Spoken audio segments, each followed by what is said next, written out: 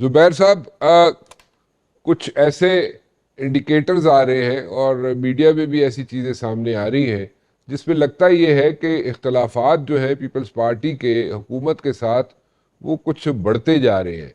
Do you see के in the near future ये चीज़ें सॉर्ट आउट हो जाए?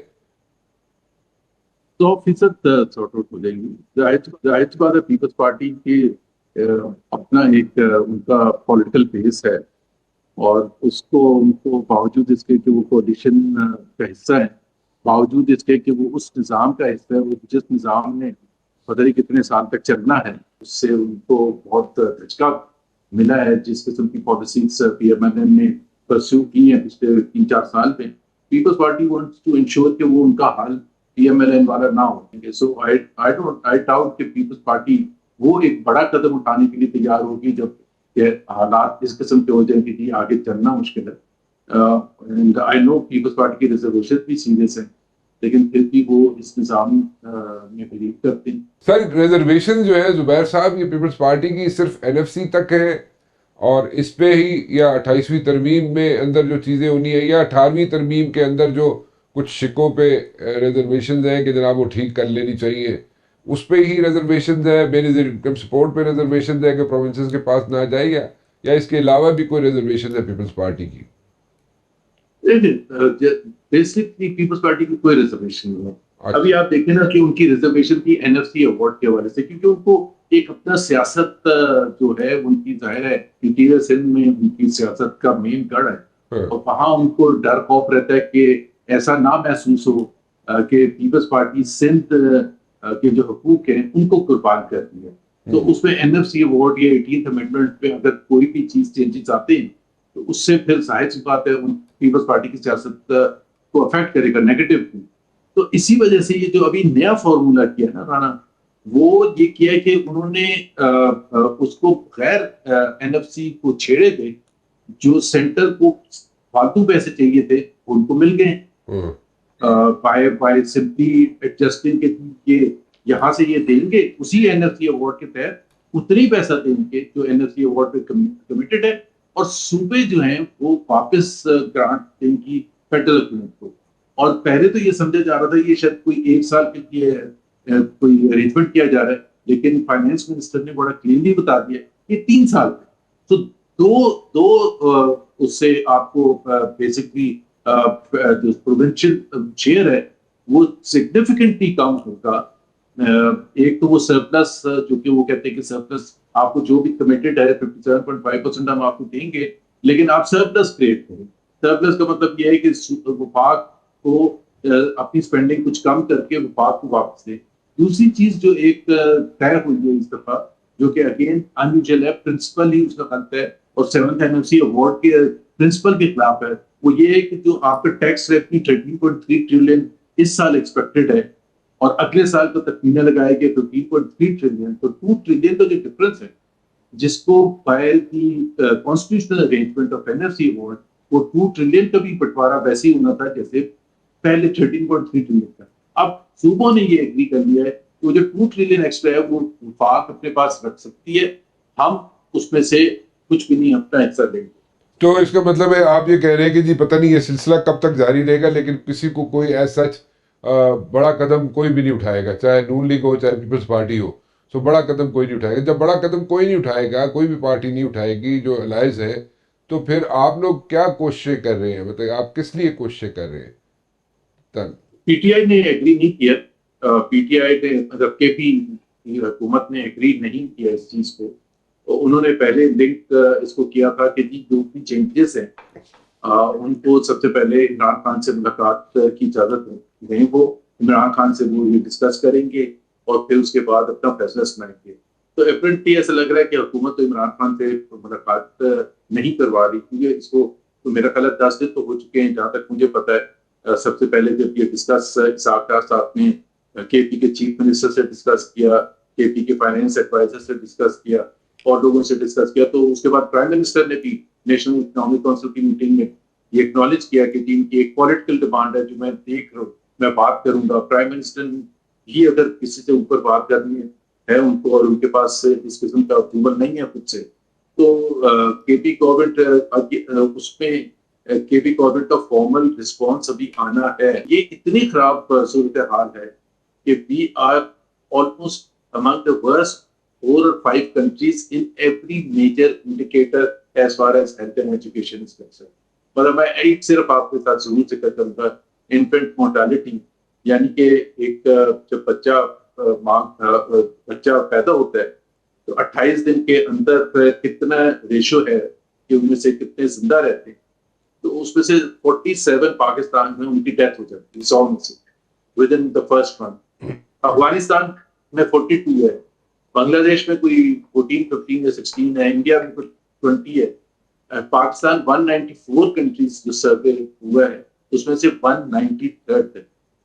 सूडान, साउथ ऑफ सूडान हमारे से सिर्फ वर्ष है। अब आप खुद बताएं, और ये सिर्फ एक इंडिकेटर नहीं उठा, अब कोई भी उठा ले, पोलियो उठा ले, सिर्फ पाकिस्तान और अफगानिस्तान है दुनिया के 194 कंट्रीज में जिसमें अभी है।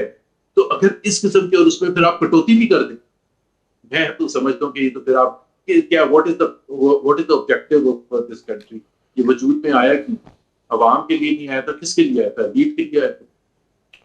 अच्छा, बात यह है कि मुझे ज़रा ये समझना चाह रहा हूँ मैं ज़ुबैर साहब कि देखें, आप लोग जो है मिफ्ता इस्माइल हो गए, शाहिद खकान अब्बासी हो गए, और आपके साथ और जो लाइक माइंडेड लोग हैं अपने जो कंसर्न्स हैं वो लोगों के सामने ज़रूर रखते रहते हैं, लेकिन एज सच उनमें कोई चीज़ हो नहीं रही जो सब्सटैंशियल किस्म की कोई नज़र आती है ना चीज़ के बहुत कोई अच्छी चीज़ हो गई है, या हुकूमत को प्रेशर में आ गई है, या उसने कोई आपकी बात सुन ली है, कुछ सजेशन मान ली है, वो एज सच कुछ हो नहीं रहा।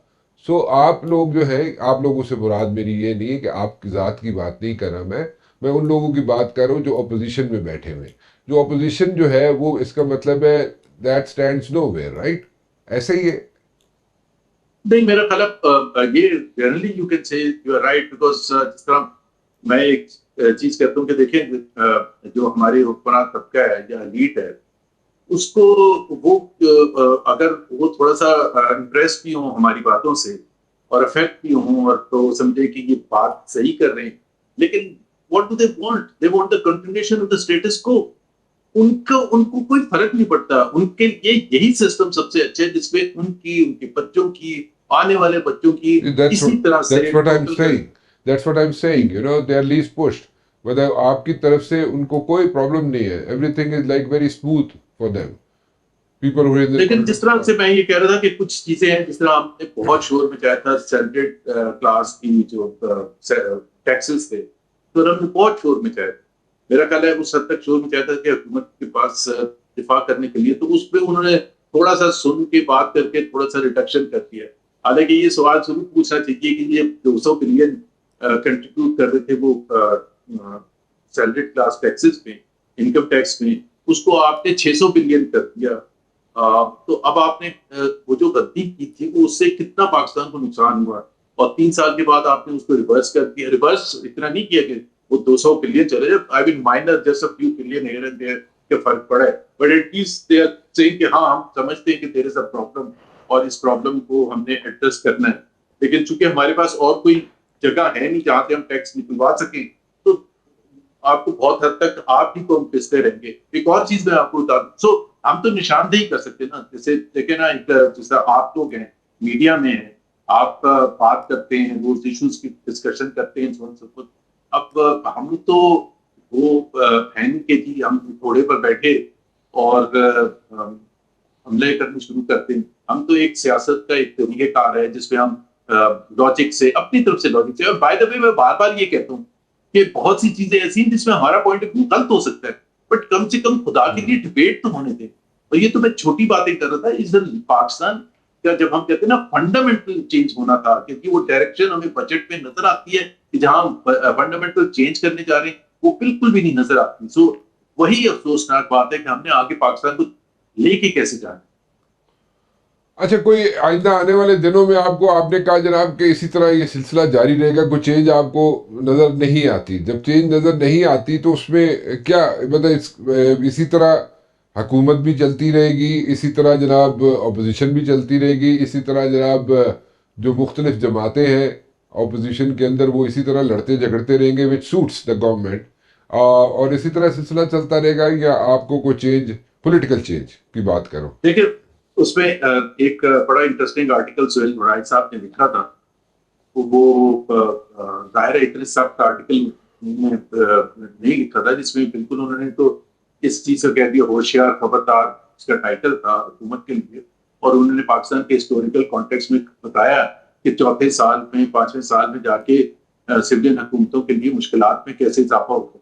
तो एक तो डिड कंसीड कि हुकूमत जो इस वक्त बैठी है वो बड़ी अच्छी पोजीशन में है, उनको कोई डर नहीं है, ना एस्टैब्लिशमेंट से, ना जुडिशरी से, ना किसी और स्ट्रीट वोटर से। बट एक चीज का डर है। सो सुहेल वड़ाई तक और जो आप जैसे दूसरे जो लोग हैं जिनकी बात सुनी जाती है, एक अवेयरनेस तो आई थिंक हमने क्रिएट कर दी जो सुहेल वड़ाई ने, मीशत कि मीशत इतनी खराब हो गई है और मजीद खराब होगी, और वो उसका कोई गारंटी नहीं कर सकता कि जी लोग उस पर किस तरह से रिएक्ट करें। अभी आपको मैं जिस तरह एक चीज बताऊं कि अब ये सिर्फ बात नहीं होती, हम तो बार बार दोहरा सकते हैं। अभी आईएमएफ के प्रेशर में आके हुकूमत ने ये एग्री कर लिया कि जो 200 यूनिट्स तक बिजली इस्तेमाल करते थे और जिनको सब्सिडी देती थी हुकूमत, वो अब खत्म कर देंगे। अच्छा, वो तकरीबन 2.5 करोड़ बनते हैं लोग उस डाटा के हिसाब से जो 200 यूनिट्स यूज करते। हुकूमत ने, जब हमने क्रिटिसाइज किया तो हुकूमत ने उसका जवाब ये दिया कि वो हम उसको बेनजीर इनकम सपोर्ट फंड के थ्रू एड्रेस करें, यानी कि हम उनको पैसे दें। अब इनकम बेनजीर इनकम सपोर्ट में सिर्फ तकरीबन 1.25 करोड़ लोग हैं। सो वो जो 1.25 करोड़ बाकी बचेंगे तो इसका मतलब है उनका तो हशर हो जाएगा, उनको तो बच्चे अपने स्कूल से निकलवाने पड़ते हैं।